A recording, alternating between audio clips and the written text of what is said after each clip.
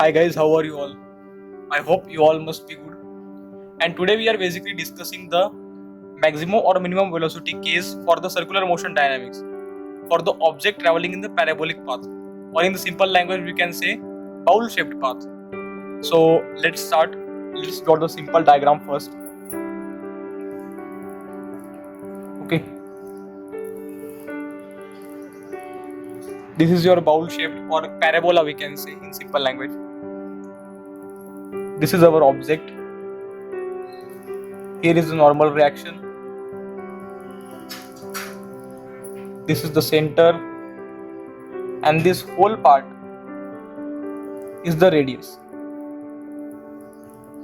So here will be n cos theta, here will be n sin theta, this is theta, so this is theta, alternate angles we all know. So n cos theta and sin theta are the components of normal reaction acting on the horizontal as well as vertical axis. So this object basically has a tendency to slip upwards. There must be the friction which stops the object. Okay, so in opposite direction, friction is always there in opposite direction, we all know. So friction will basically here is F, that is friction. The weight of the object will be downwards, mg. This is F sin theta, the vertical component of friction, and this is F cos theta, horizontal component. Now let us draw the FBD, free body diagram.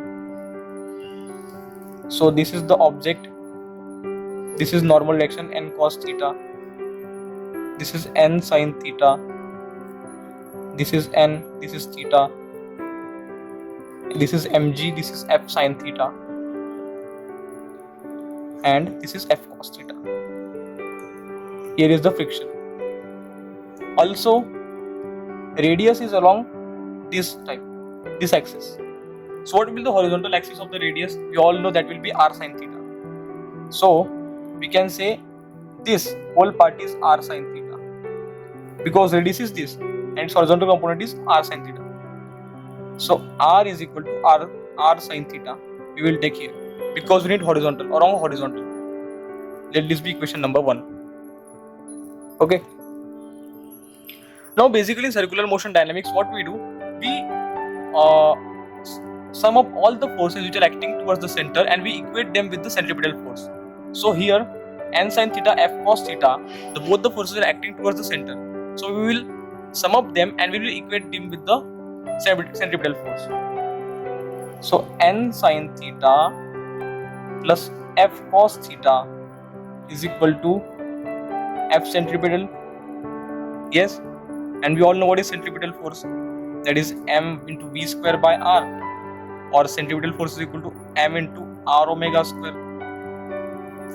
But here we need omega. We are up to find the omega, value of omega, because omega will be here along the perpendicular axis. So we will use this formula instead of this. So let's keep it here. N sin theta plus f cos theta is equal to mr omega square. Equation number 2. Along vertical there is equilibrium. There is no movement along the vertical axis. So all the forces which are acting upwards will be equal to all the forces acting downwards. So here n cos theta will be equal to mg plus f sin theta. Okay, equation number 3. Now what is friction? Friction is mu times n, we all know. That is mu n, where mu is the coefficient of friction and is the normal reaction. Now let's keep the value of f in both the equations. Then we get n sin theta plus mu n cos theta is equal to mr omega square, and n cos theta is equal to mg plus mu n sin theta. Let this be equation number 4. So basically we need to calculate the value of n first, normal reaction, as normal reaction plays an important role in moving the object. So we can easily get the value of n from this equation. So shift mu n sin theta to that side. So n cos theta minus mu n sin theta is equal to mg Now take n common from both the expressions. Cos theta minus mu sin theta is equal to mg.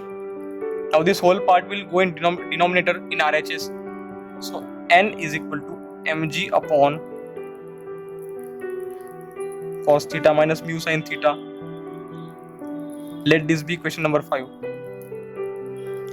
Now this is the value of normal reaction. So keeping this value in equation number 4, we will get omega easily. But before that, we need to do the same in this equation also. We will take n common. So n into sin theta plus mu cos theta is equal to mr omega square. Now keeping the value of n here,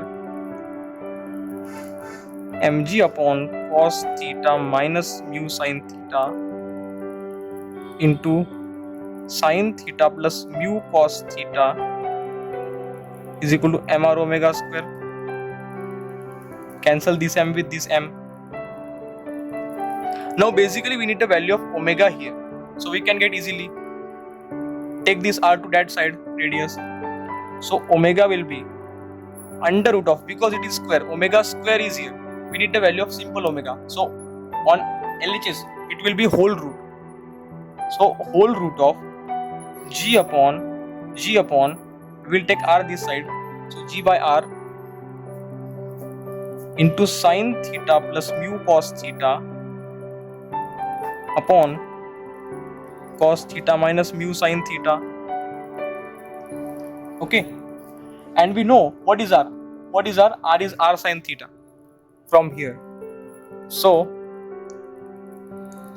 keep r is equal to r sin theta and take sin theta common. From the above equation we will take sin theta common. So omega is equal to root g upon r sin theta. So basically if we take sin theta common from here, so here 1 will remain as sin theta upon sin theta is equal to 1, and cos theta upon sin theta it will become cot theta, and in denominator it will be same, cos theta minus mu sin theta. Now cancel this sin theta with this sin theta, then we will get omega is equal to under root of g upon. Now basically take cos theta common from this expression in the denominator.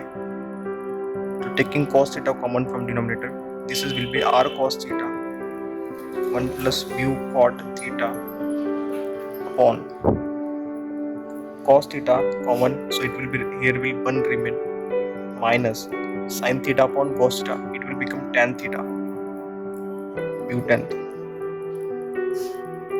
Okay, so this is our omega max.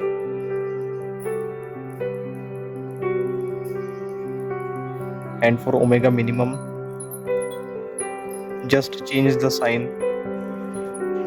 So here g by r cos theta, here will be 1 minus mu cot theta upon 1 plus mu tan theta. This is omega minimum.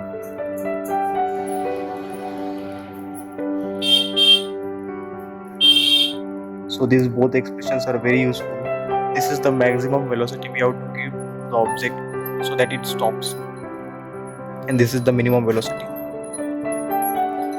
So if friction becomes 0, then omega is equal to under root of g upon r cos theta, because this whole expression will become 0. So this is when mu is equal to 0.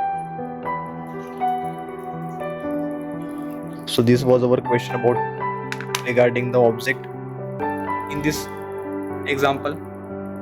I hope you liked the example. Thank you for watching, and see you in the next video.